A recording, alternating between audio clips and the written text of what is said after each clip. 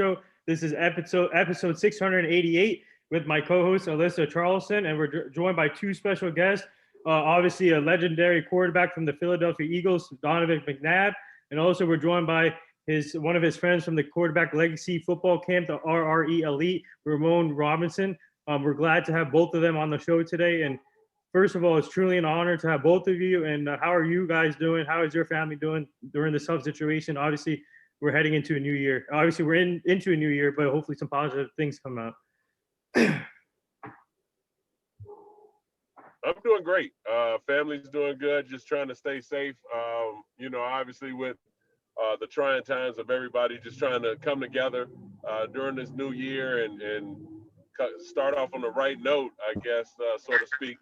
We're trying to handle business accordingly in the right way. And we appreciate you having us on. Yeah, no problem. And look forward to more to go. Yep. So I'll let Alyssa. Family doing good, man. Everybody's good. Just like you say, training, trying to stay as safe as possible, and just getting ready for this weekend, which is a big weekend for us. Been excited, been building up to it, and now it's go time. Like I said, this is game week preparation, so we looking forward to it. And like you say, everybody's fine, family's fine, feeling good, and looking good. I don't know about McNabb, but All right, I have to know. Don't buy into it. Don't buy into it.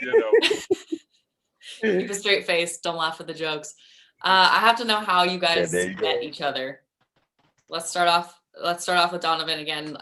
How you guys met each other, and maybe a fun fact about the other one. Ramon and I, met each other through a group. We all kind of have the same mentality of what we've been doing over the last couple of years, and that's training quarterbacks. And when you have a close knit like that, and we continue to talk, and it feels like we've known each other for a while because we've kind of all had the same goals, right. And we've all been determined individuals to try to accomplish great things. Now, with us being older, we're willing to find a way to give back to the youth and give them that opportunity and that platform to be able to showcase their talent and possibly fulfill their dreams. So I've been doing it here in Arizona.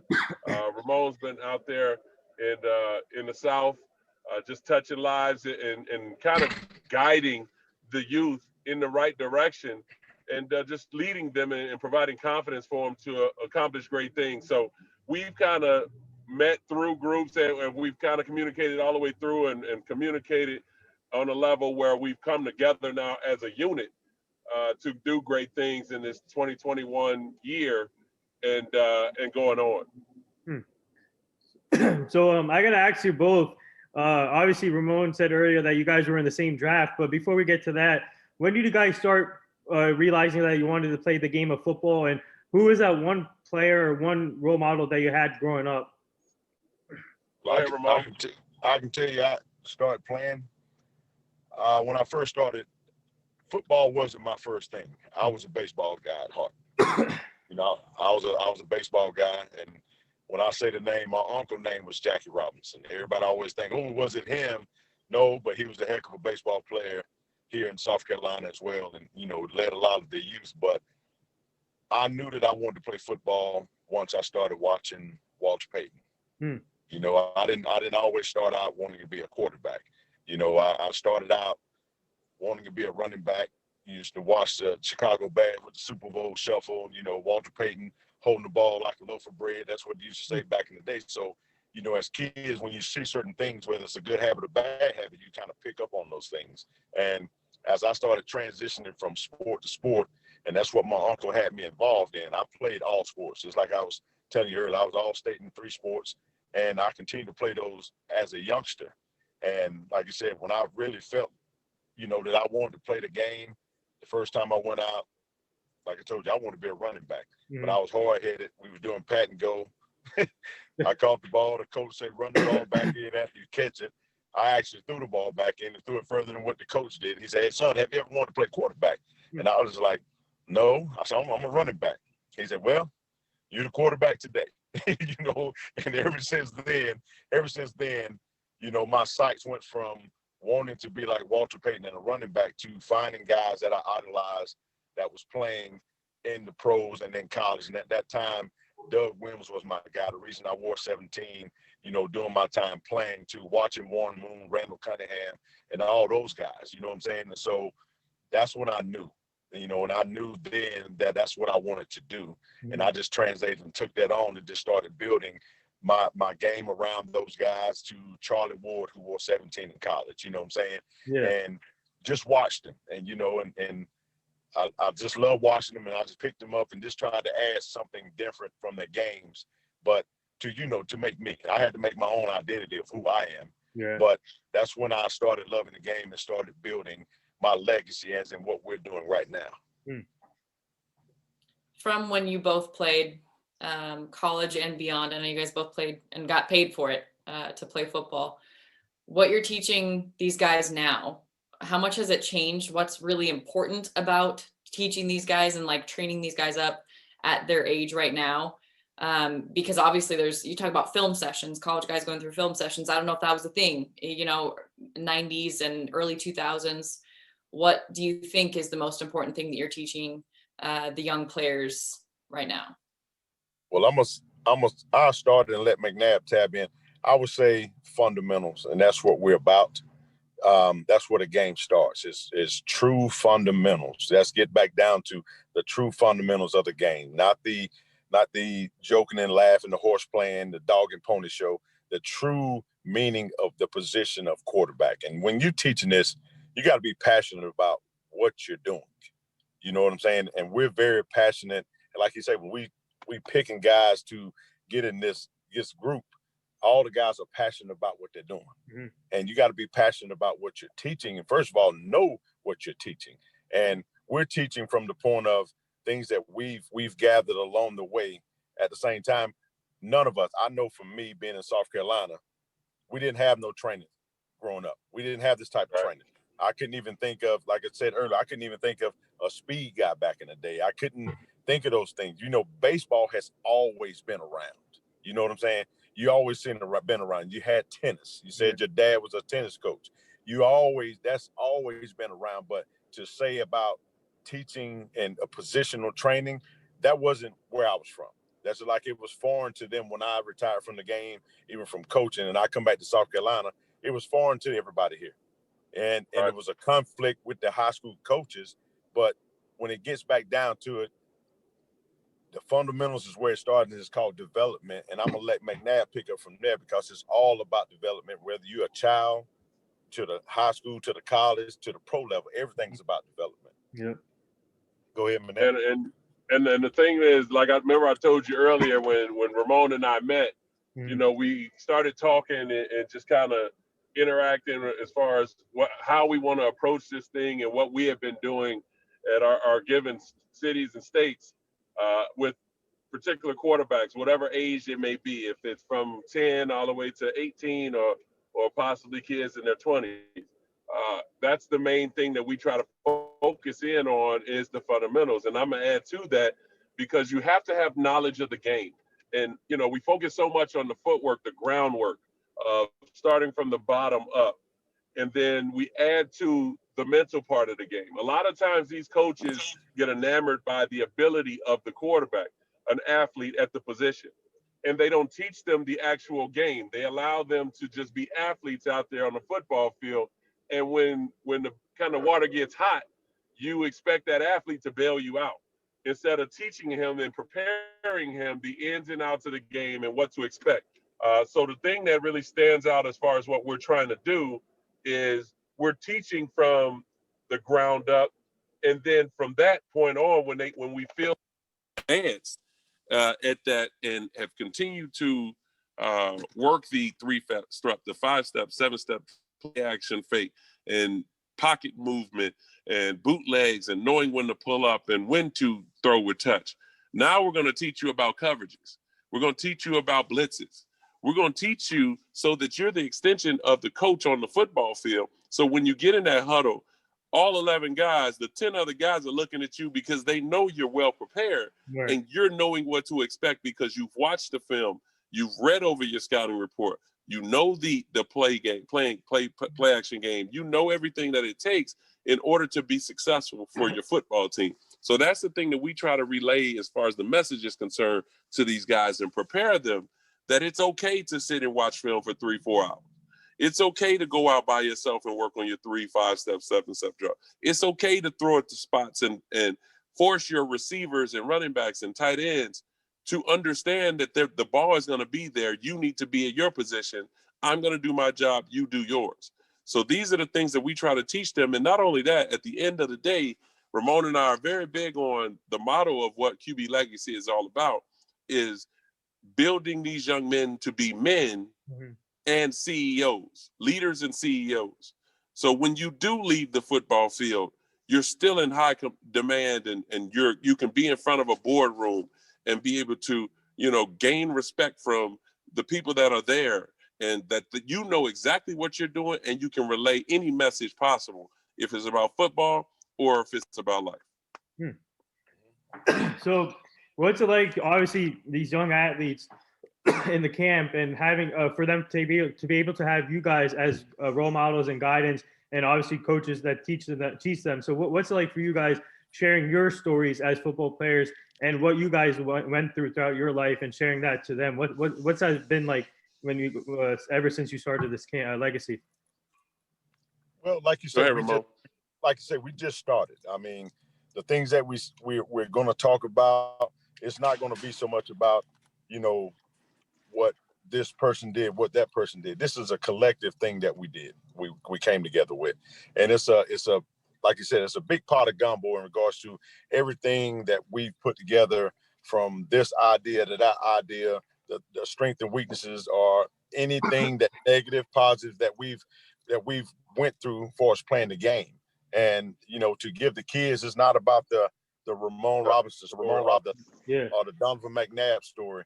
We got guest speakers that's going to be able to on their trials and tribulations as far as playing the game. But at the same time, we're in a position where we're going to be able to mentor these kids. If they want to know our story, they're going to be able to get that story from us. You know what I'm saying? But to say it's wrapped around this and wrapped around that, I think anything that we give these kids at this point from, the past that we've been through, is going to always be positive. Like you said before, we're building men and leaders of tomorrow. You know what I'm saying? And that's our goal. And if they can take a situation or an experience that happened with us and get better from that, that's our goal. We met our point, and we reached our goal in regards to touching as many lives as we possibly can. Because Donovan will tell you, this is not a camp of guys thinking they come in there to be the MVP and this and that and so forth. Guess what? Everybody's the MVP when they come to us. Yeah. Because at the end of the day, we're touching and inspiring these guys to reach their potential, just because of the fact that we've lived it. We've lived it from kids to high school, to college, to the pros and things like that. And a lot of things kids gonna have to understand is it's football now. Okay? It's football now. Once you get the people saying, oh, it's a business when you get to college. No, when you hit that recruiting stage, that's business.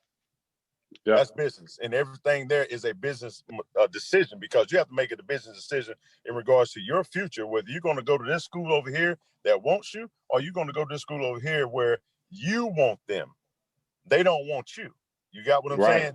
And that's where business starts.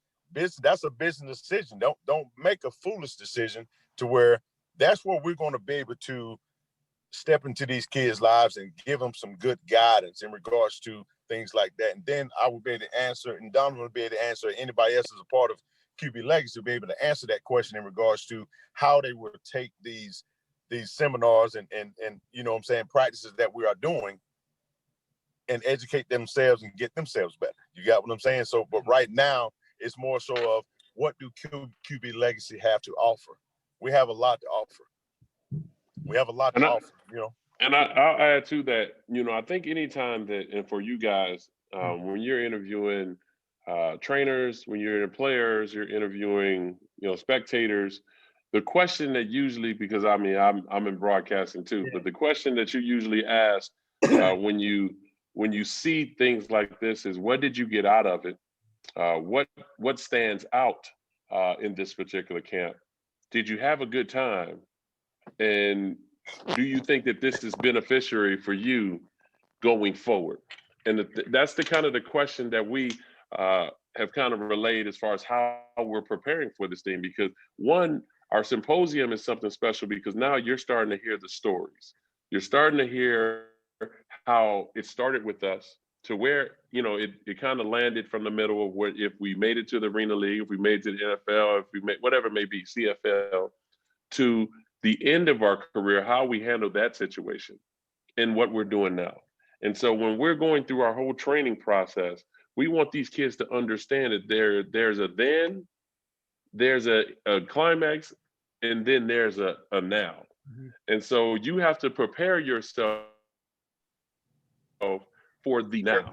And so as you get through the process for these young kids is, we're going to work on the basics of the game and things that translate to actual football. We're not going to sit out here and have you running through hoops and hurdles and things of that nature just because it looks great on social media and you'll get likes.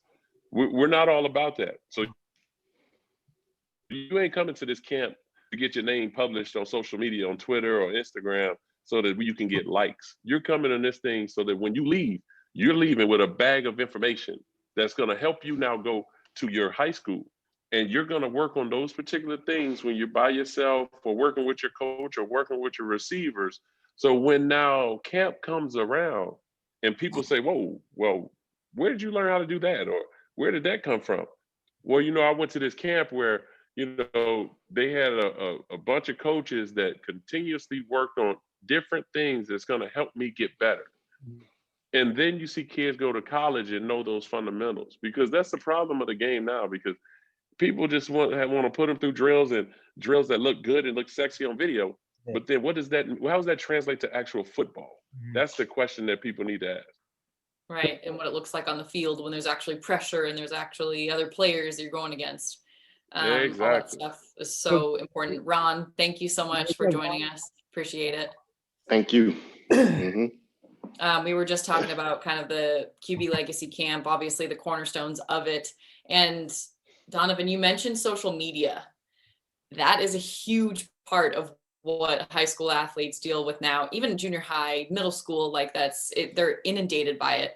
What have you learned? And obviously Ramon as well, like professional career wise, dealing with the pressure, the good stuff and the bad stuff. What do you try to teach them? Well, the thing is, for me, I'm to be honest with you, I tell them to stay off social media. Mm-hmm. Because really the thing that the social media was built to enhance your businesses, to enhance what you've been doing in the communities, to highlight some of the great things that you're doing outside of the sport or outside of the game. Social media wasn't built for you to promote yourself in a way that, you want people to like you. Because the problem with social media is a high percentage of people that's on social media don't like you. Right. So if you're reading into the so-called fuel to create your own fire, it's going to start to boil over. Yeah. So my thing is, I tell my kids to stay off social media. Don't worry about these rankings. Don't worry about where somebody may have you compared to some other kid that you may have played against, or no, you haven't even seen before. The most important thing that you need to focus on is doing your job at the high school, doing it to the fullest, where these college scouts can come in and be able to see. If they rank you for, top 190 and they got you at 189, you know what, you're ranked, but that means you need to do your job. Mm-hmm. So Ron can probably elaborate on that. It's good to have you in here, Ron, in that hoodie again. Hey, man, it's my go-to. One thing you'll see with us is we have a good time, and we want our kids to be able to feel that energy as well while we're working. Best part of sports. So, Ron, since we have you in here, welcome to the show, by the way. This is truly an honor. And obviously, Ron, I want to ask you this. Obviously, you played quarterback at Arizona. So, obviously, what was it like being a quarterback and now training these other athletes trying to get to where they want to be as a quarterback? So, what's it like sharing your experience to them when you train those quarterbacks? The scary part about that question is half of them don't even know us that we play football. That's the crazy part. I know, right? Yeah. But I just try to share what I learned over the years from playing college ball, playing in the CFL. Just try to give it back to them in a way that they can understand what's going on with the game. And I feel like this unit, as what we have with the legacy, everybody got their story, but we just trying to make it all to be one story and share the knowledge and give it back to them. Like Donovan said, give them a bag of ingredients or a bag of skills that they can take back with them, and they just pull out what they need as they need it, and then try to utilize it throughout the year. Because the more they come see us, the more they're going to learn, the more they're going to get information. And I think that's the reason why we got this group going, to try to really educate a kid on playing a position from on the field, off the field, and after football. So those things, that's what it feels like to me, to give back to it. Mm-hmm. I'll start this question with Ramon.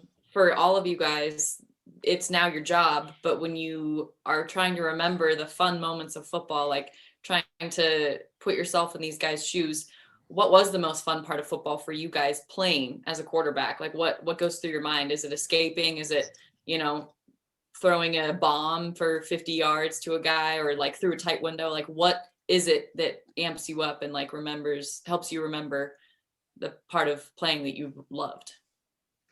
You know what? I would probably have to go and say the bomb, because during our time, everybody wanted to throw the bomb, wanted to throw the go ball. And just to see everybody, it's still in the game today. But I don't know if I can say that, but I guess I would say a big scramble drill. I know for a fact, scrambling and letting one go about 70 to 80 yards. Hey. Casual 70, 80 yards. Hey, and that's a given. And hey, listen, when we talk about that, when they say a group, everybody in this group not in this group, but they can't put together a group that can do this type of things. I done seen it happen. That's a fun moment, because you're trying to get your head knocked off, but you're trying to scramble away and you let it loose. That was fun for me. I don't know about nobody else, but to me, I love it. Hey, Ron, you hear him talk about 70, 80 yards on the run. Yeah, I just shook my head. Hey, old cannon arm over here. Hey, look That's here. what he told me. Hey, I'm 46. I can still let it loose now. Huh? Oh, here we go. Matter of fact, we don't start. No, I'm not doing it. No. Yes, sir. Thank you, sir. Thank you. I'm not doing it. Appreciate it. The thing that excited me, the most was the opportunity of playing for a championship. And at the beginning of the year, my number one goal was to hoist up that trophy, and added to it, meet the president. Well, at that time when I actually got things rolling, Barack Obama was in office. And being from Chicago, like Barack, that was my goal. And I was that close of getting there. But that damn Tom Brady just ruined everything for me. But I look at it in a sense of holding up that trophy. And then the exciting part for me is, the scrambling that Ramon talked about. I look to embarrass people. Right. So if I put a move on you and I pick up another 10, I'm gonna laugh at you the rest of the day. Yeah. Or I give you a pump fake and you jump. Oh yeah, you gonna either be on ESPN highlights or you gonna make my highlight. But because you got to think defensively, their highlight is to blast us in the back or knock our helmet off or pick us off. So why can't we have fun? Right. Like the deep ball is fun. We're off the field, we can laugh and joke. But if I personally just embarrass you, I'm definitely gonna let you know that point after the game. And if I see you again, I will let you know again. So that was my moment. Relentless. Yeah. Ron, do you have one? Yeah, it's on the same lines for I think the actual playing of the game and just battling with your people to the end and trying to get a W. And if you pull out that W, I think that's the best feeling for all of us, because it's hard to win a football game. Yes. It's very hard. Yes. If you can pull one out, yeah, that's a great feeling. And it takes everybody to win a football game. And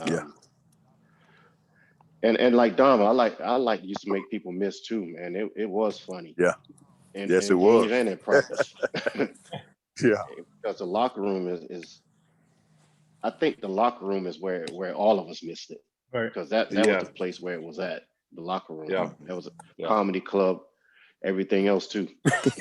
Yeah. Hey, that's just like our Zoom calls. Our Zoom calls is the locker room. Hey, I'm serious on the Zoom call. You know, Ramon is never serious. Who's serious? That boy thank lying. you. Thank you. Lying. Hey, but you know what? To add on that, you say a fun moment, like really excited moment, is that team when everybody say you couldn't beat them, and like McNabb say, that undefeated team, and when we're gonna talk that trash. That's the game I love when you know all the odds was against you. That's the excitement when you pull the unexpected, when everybody got all Vegas odds are totally against you, and you pull it out. And it's one of those things where you made that right throw, that right read to win that ball game, and that's what's really exciting, an exciting point when you can pull off that thrill like that. That's the biggest thriller. Yeah. So this is a question for Donovan. So Donovan, you obviously you went to college in Syracuse. 2, 3. So what was that like playing for Syracuse? And obviously they're up and coming team in college football, and everybody should take notice for Syracuse. So what was it like playing for them? And take me back to your draft experience too. And obviously you were in the same draft as Ramon. So what was it like first playing at Syracuse, and take me back to your draft experience? Well, coming from Chicago and going to the Dome was a great experience because, you know, like Ramon said, was a baseball player first. I was a basketball player. So I followed the Syracuse Orange in basketball. Yep. You know, Dwayne Washington, Derek Coleman, Billy Owens. I watched those guys, and that's why I played 2 sports, because that was something that was passionate to me, that any school that I went to, I would have the opportunity to play both sports. And Syracuse was on the list for me to play football and basketball. And I mean, who would turn that down?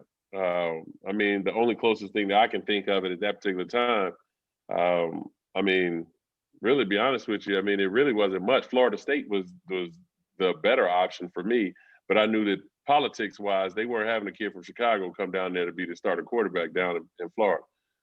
So that broke my heart because I was a Charlie Ward fan. Yeah. But, you know, my dream school to play basketball was in North Carolina. And that was my very first game in college, was against North Carolina in Chapel Hill.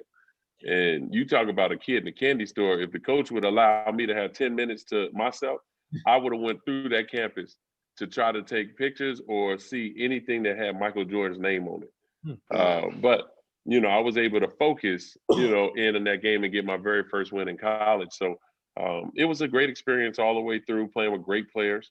And then come out in the 99 draft with great players as well, like Ricky Williams and you know, Booger McFarland, a bunch of guys, you know, and to knowing in that draft and Ramon, I didn't know Ramon was in that draft. So I, you know, Googled him and yeah, keep it up. Keep it up. No, but Ron, I got him, Ron. I know. I mean, but you know, overall, and that's something that we can share with the kids is, you know, it doesn't matter what school you go to, it doesn't matter where you play, you'll be seen. And if you're good enough to play, you have the opportunity, you'll have a chance. So that's something that I try to reach back, because, you know, like Ron said, most of these kids don't even know that I played. Right. You know, they hear my name and they're like, my dad knows who you are. And it's like, oh, thanks. You know, or, you know, you went to school and my uncle was in school. And it's like, oh, well, that's great, you know. But again, I'd rather them not know who I am and learn so much from me than for them to come in knowing who I am and not really paying attention. Absolutely. Yeah, or just be listening because of your name. Actually, yeah, exactly. Speaking of Charlie Ward, I had him on my show last year. Charlie Ward. It was He's a great guy, and he does a good job coaching too. He's a mentor. Does a good job coaching as well. Yeah. So I'm going to start with Donovan on this one, but I want to know each of you guys what you do passion-wise outside of football, because I know you chose Syracuse mostly because of the broadcast background and you wanted to get into broadcasting, and that's really important to you. Super well spoken, like to know that at like 8 or 9 that's what you want to go into, and then just happen to have an NFL career. Where are you at with that now, and what are you kind of like learning along the way? I'm still doing some analytical work, spot on here and there. Obviously, through the pandemic, it was tough, and people had to make decisions with companies and organizations, so it wasn't as much traveling as it was before. I've ventured into more coaching. I'm coaching girls basketball and girls softball. My kids are all involved in sports. Coach flag football. So, I mean, with the training that I'm doing with quarterbacks, now I'm venturing off and doing more under my umbrella, my 5 Sports Performance umbrella of club girls softball and coaching girls basketball as well. Shout out to National Girls and Women in Sports Day too. So love that. Yeah, I got 2 daughters. So I'm all about it. And isn't your niece Kia Nurse? Yes, my niece is Kia Nurse, and my other niece is Sarah Nurse, who was a silver medalist in the Winter Olympics for Team Canada. So cool, love that. And my nephew is Darnell Nurse, who plays for the Edmonton Oilers. So, yeah. Wow. That's on my wife's side. So my brother's slacking, no kids, but these are still my babies. I played in Canada with a guy named Richard Nurse. Huh. That's their dad. Oh wow. Yeah. Oh wow. That's awesome. Yeah. As a matter of fact, we lived together. Tell me how many pro checks. Yeah. See, I'm gonna have him listen.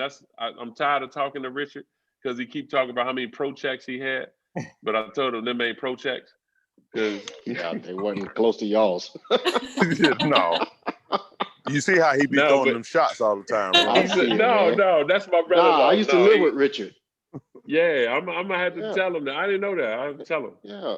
I just talked to Darnell and Kia the last couple of days, so they're doing good. Wow, that's a small world, dude. He couldn't catch, could he? Ron, what do you like to do outside of coaching? Which occupies a lot of your time.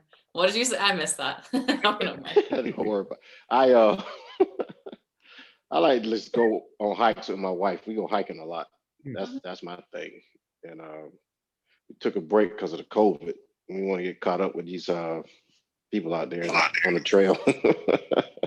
So, but that's the thing. We like to go hiking. We went to the redwood forest and just before the virus hit, and did that circuit. So that's what I like to do, other than coaching. And Ramon, any other hobbies outside what you're doing? Yes. Seafood. I'm a part of an organization called the South Carolina Football Hall of Fame Bridge Program Building, where it's a program we go in and try to connect the high school kids to the city and things that's going on around, and try to be the positive role model. I know you heard the name Levon Kirkland. Levon is one of the guys that got the program started here. I'm on that board. Do a lot of things in the community, just trying to open up other avenues for kids to other programs, sports programs, because we had a conversation. I'm not a 7-on-7 fan, but you see the craziness that's going on with these kids and they're getting scouted from it. But I just don't like it just from the standpoint of quarterbacks develop bad habits. And we all have this conversation before. But I'm involved with that as well. Just anything that's related to the guys being able to get more exposure. I hold a camp every year for all the kids in the state of South Carolina and I invite in all the top writers to come in and evaluate a lot of the kids that's from the smaller cities and pockets. When you know about South Carolina, it's all about pockets, right. Where kids are at, you know what I'm saying? And that's where I'm able to go and pull out all these kids, and you'll find a guy that might be in the 8th grade, 6'5", already 295 pounds, and nobody ever knew that he was from King Street, South Carolina. You might not never heard of it. Might be from Cross, South Carolina, but those are the type of programs, along with other staff that's with me with that we do. And, other than that, I love to restore old cars and help out folks, That's awesome. That's really awesome. I actually, Levon was on the show last year too, by the way, Levon Kirkland. So that was another honor for me to talk to. But this question is for Ron here. Ron, so what's it like working with the quarterback like Justin Fields, and obviously he's going to be in the draft this year. So what have you been like working on with him and trying to improve on his game? Well, right now he's kind of banged up from the season. So, but the biggest thing, it's a joy to work with him. He's a hardworking young man, and he wants to get better at it. So that's what we out here trying to do. Super talented, very intelligent, and he has the ability to make all the throws that they want to see. He got a few things he has to work on, but he's there. Yeah. Guys like Justin, athletes are using their voices way more often outside of sports. And he was one of the biggest proponents of the Big Ten playing. He started that petition that over 500,000 people, I think, ended up signing. What are you guys doing in terms of, having that impact outside of sports, whether it is charities or whether it is making a stand for changing and social injustice, racial injustice, all of those things? Like, do you guys address some of that stuff, and how important it is that for young guys to see role models, making positive change? I think the thing I have 4 kids, so that's conversation that can easily be had with each and every one of them individually and as a group. And what I try to explain to them is, going all the way back to the 60s and 50s of how we were treated as African Americans, to how things really haven't changed much in the 80s, and then to go into the 90s and the 2000s, where you're still being looked down upon because of the color of your skin, and opportunities that are limited. And when you do have opportunities, you have to take full advantage of it and give all that you have and put that involved in what it is that you're doing, and understand that there's still going to be people who just dislike you for whatever reason it may be. But you have your head high and be the bigger man in a lot of different situations. But you also got to tell your kids to defend themselves. And I think that's the most important thing. The thing that is missing in the conversation is, while you're trying to be the bigger man and everybody else seems to try to be the bully in this whole situation. Well, one way you get at a bully and for them to realize that it was the wrong person that you mess with is when they do try to bully you, to go at them. Right.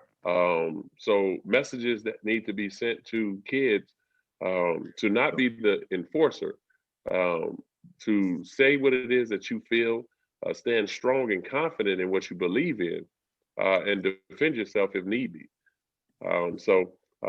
I've done things in the community here in Arizona, back in Chicago, especially during this whole pandemic of just reaching out and helping the first responders and things of that nature.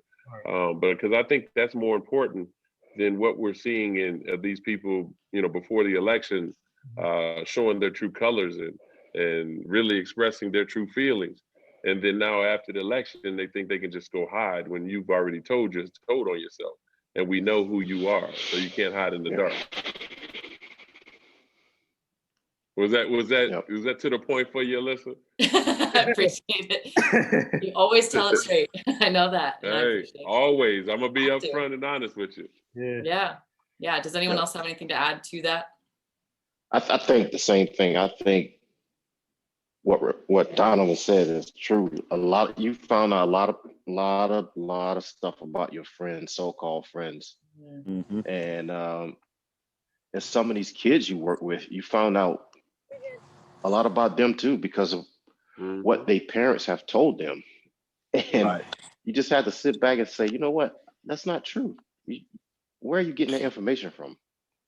Then that's when the lecturing or the talking or the speaking or the education comes in, telling them you need to read this, read that, go back and study Black history, understand what Black history is, because there's a lot of information that you've never seen in your school textbooks or anything close to what they teach you in school. So I thought that was the biggest piece of the whole pandemic and in the last 4 years. You really found out who a lot of people were. I mean, from the place I work to the kids you train. Yes.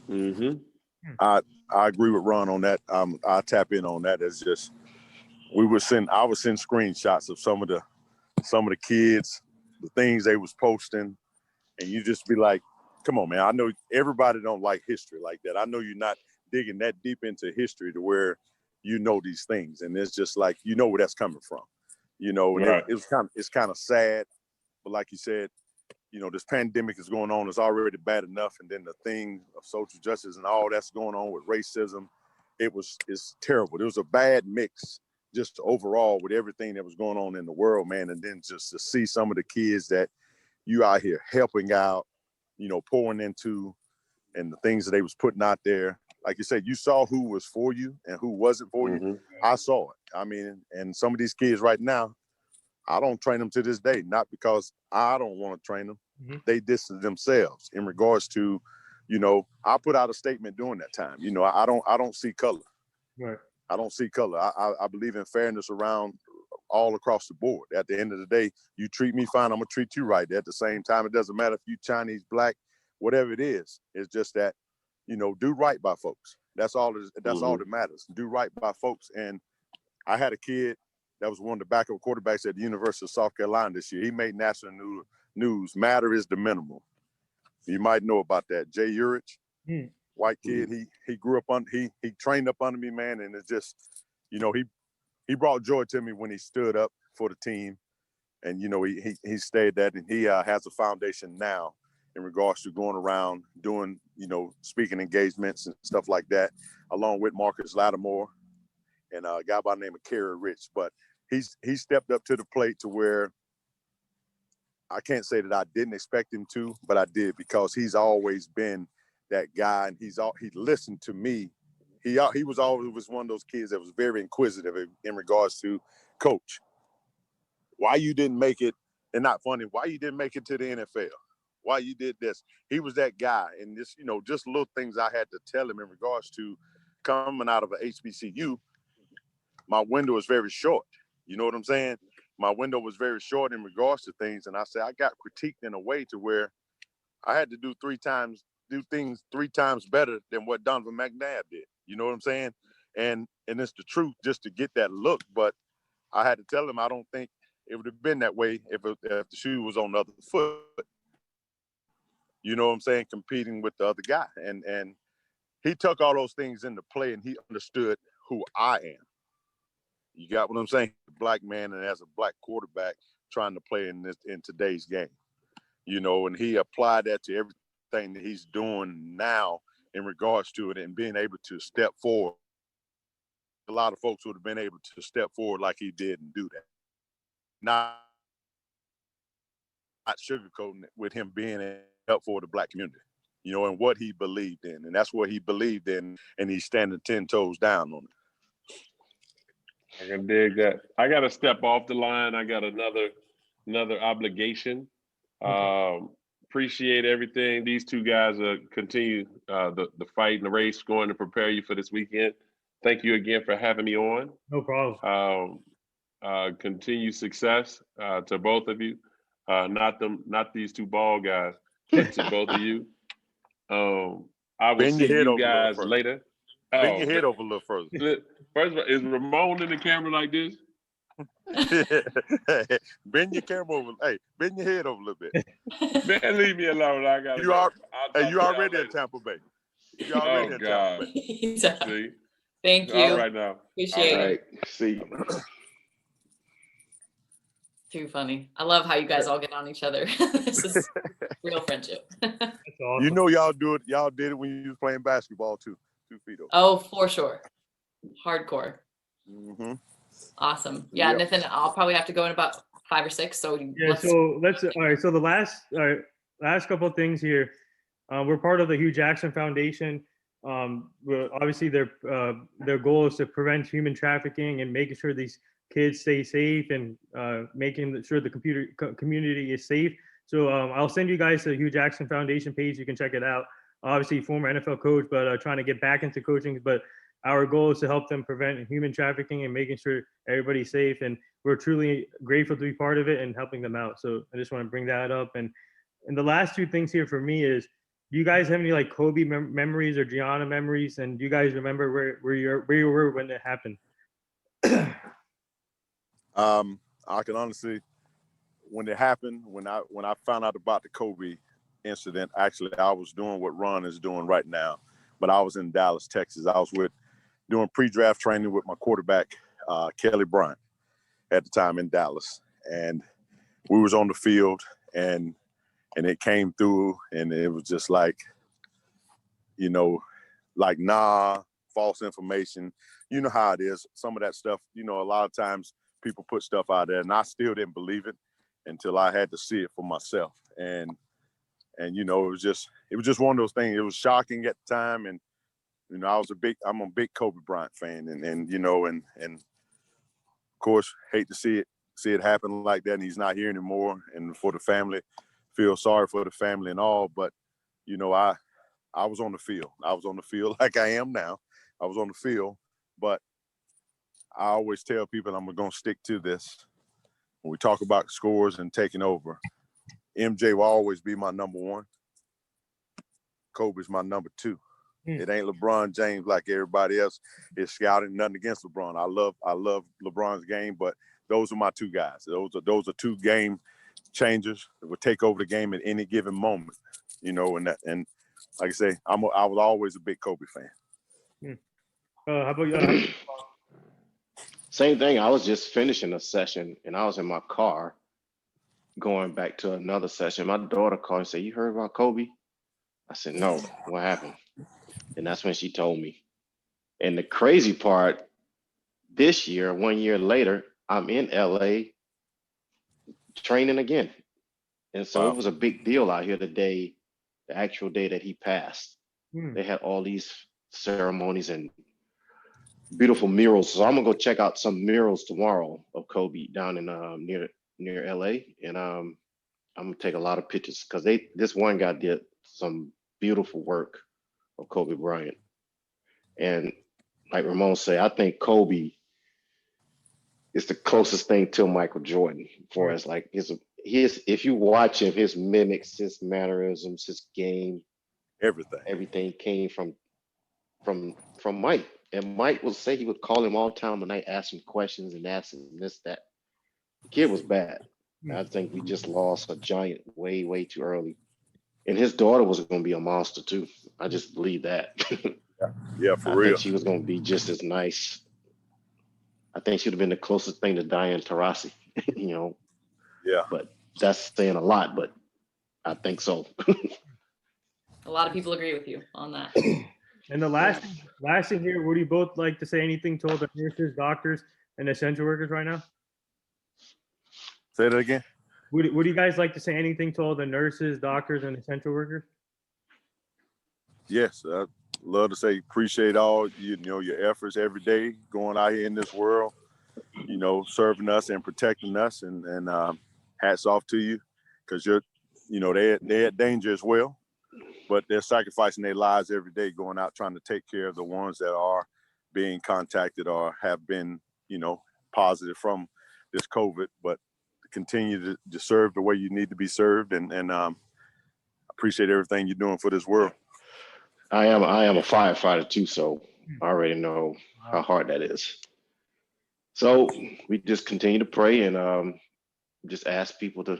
I think people understand now to wear their masks, because out here in LA, everybody has a mask on, and it's kind of refreshing versus at home in Georgia, where people would wear a mask and some people wouldn't wear a mask, and there wouldn't be no debate about it, you know. But that's my 2 cents coming from that side of the world. Just continue to be safe and respect people who wear a mask, and if you don't want to wear one, stay in your lane, you know, because there are people out here losing their lives taking care of people that have coronavirus, and if they ain't losing their life, they're losing their mind and the psychological part of it. Yeah. So that's it. Thank you for what you Thank do. you. Thank you for your service. Appreciate it. Thank you. Thank you. So well said. And there it is, guys. This wraps up episode 688 with the NR Hour Show. And I just want to say thank you, Ramon. Thank you, Ron. And thanks to Donovan McNabb for taking the time today. And this is truly an honor. And I want to give a big shout out to our friend Fago Franklin for also helping me out with this. And obviously he had you guys on the show too. So the shout out to him. But you guys keep up the great work with your camp. It's I love what you guys are doing, helping out these other athletes, and just keep up the great work. I'll be following you guys throughout your career, and you guys stay safe. All right, thank you. All Appreciate right, it. thank you. Thank you. Thank y'all for having us on. All right.